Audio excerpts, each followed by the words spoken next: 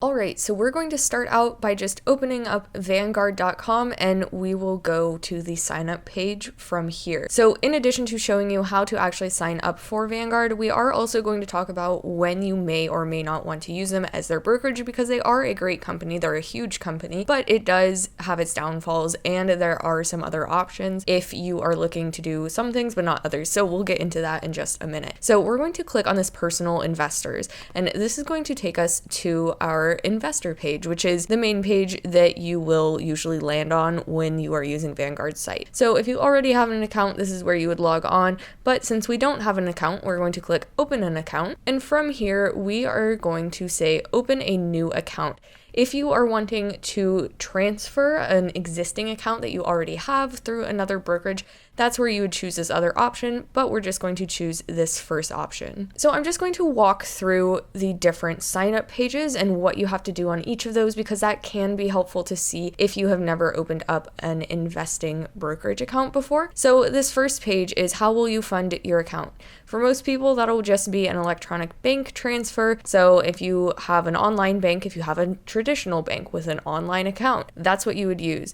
Or if you are doing something like with your 401k, or you are transferring from another brokerage, that's where you would pick those other two options. So we're going to go ahead and click continue, and we do not already have a login because we are making this account for the first time. So we select this no, I'm new here button.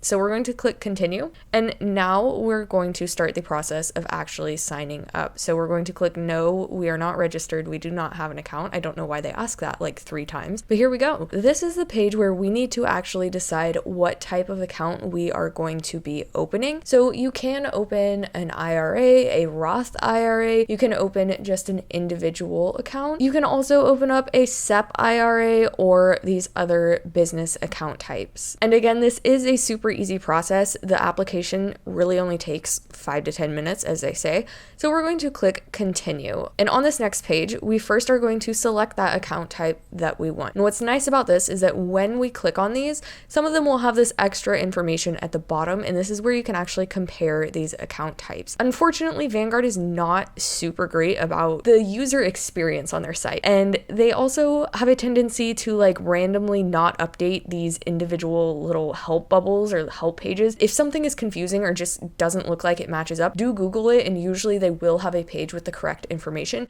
But like here, you can see that they still have the information up from 2015 and 2016. It's 2020, my friends. This information is inaccurate. So just keep that in mind when you are actually going through their accounts. Something important to note here is that I had the IRA or the retirement accounts selected. This tells you the minimums, but it has the little asterisks and it has more information at the bottom. So what this is telling you is that for an IRA or a Roth IRA, if you are opening an account and you intend to invest in any Vanguard funds, the target retirement funds that they have and these star funds have a minimum of $1,000 to start investing in them. And with other funds, so their other mutual funds and their other index funds, you're going to usually have an investment of around $3,000. So I did do a previous video on the different index funds and ETFs and whatnot. So if we actually go to one of those pages that has all of the Vanguard mutual funds listed out, you'll see that this is where it gives you the information for what these minimums actually are. So if you are wanting to actually invest in one of these mainly, do go and check these pages and actually check the minimums for the specific funds that you are wanting to invest in. A popular one that you hear people talking about is VT Sachs. So I'm going to open up this one and just show you what I mean. So if we click on that page, it's going to give us this overview where we can see this investment minimum. Now, what this is saying is that there is also an ETF available. The ETFs that they have do not have that minimum amount.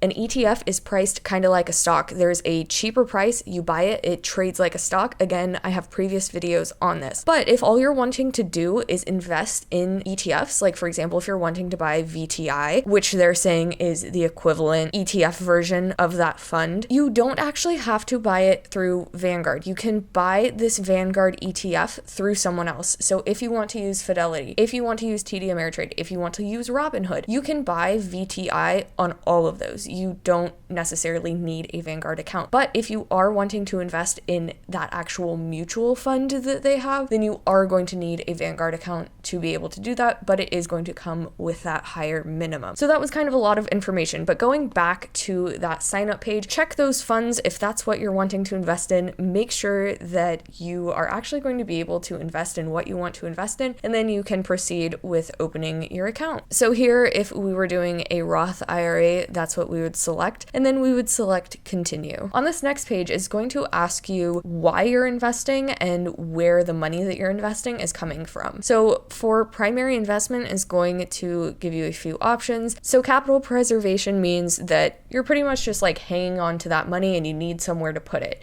Income, this would be like dividend investing, or if you are intending on buying and selling stocks pretty often. Growth would be if you're trying to go after like the Apples and Googles and you're using this for retirement, you're anticipating that this account is going to grow and grow and grow and you're going to hang on to it. That would be growth. And speculation would be more of your day trading or investing in more speculative industries or stocks. And then you can select a secondary objective, which it gives you the same options there.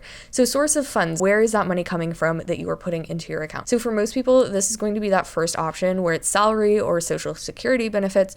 So the money would be coming from the money that you make. But maybe someone gave you money and it was a gift, and that's what you would select for that. So just select whichever options that are relevant to you, and you can select multiple ones. So after we actually make our selections, then we're going to press continue. And then on this next page, it's going to ask you for your basic information. You are going to have to put in your social security number as well as your citizenship status. So do just be aware of that. Next, it's going to ask you for your address and your phone number, and obviously you just enter those as you normally would. Now this next page is going to ask you about your employment status as well as your income. I will link an article from the SEC below that tells you why, because I know that people do sometimes have questions on that. And mainly it's to prevent fraud and to make sure that the users who are signing up are actually legitimate. But every single brokerage that you use or that you try to sign up for is going to require this information, so just be aware of that. So employment status for most people is going to be employed. Choose whichever is relevant to you, and then it is going to ask you more specific information about that. And then it's going to ask you these additional questions, and this information is pretty much to make sure that you're not affiliated with any of these specific publicly traded companies.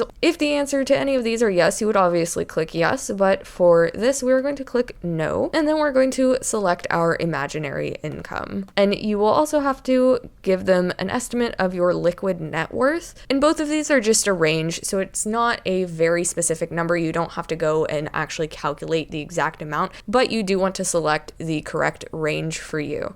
So we're going to click continue. And on this next page is where you would actually put in your bank information to get money into your Vanguard account. And of course, you can also add money later. And if you want to actually skip this step during sign up, you can do that. And you can click this add money later. So if you choose this after your account is actually open, you will have to go back in there and fund your account before you can actually buy anything, because obviously there will not be any money in there. So we're going to click continue. And this next page is asking us about dividends.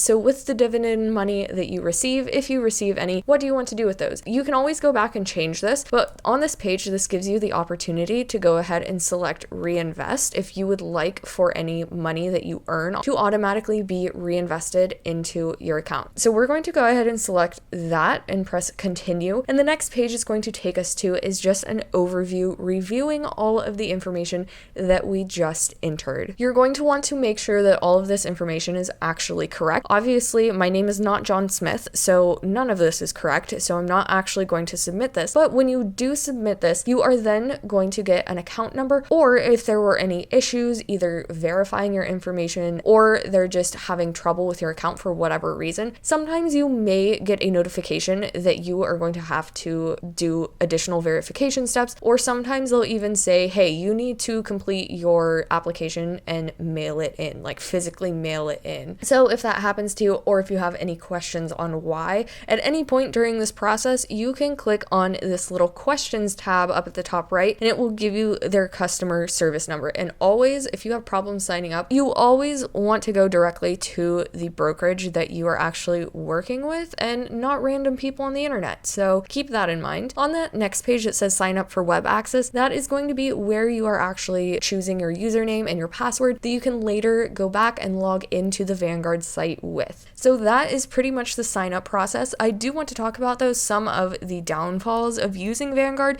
because there are just a couple.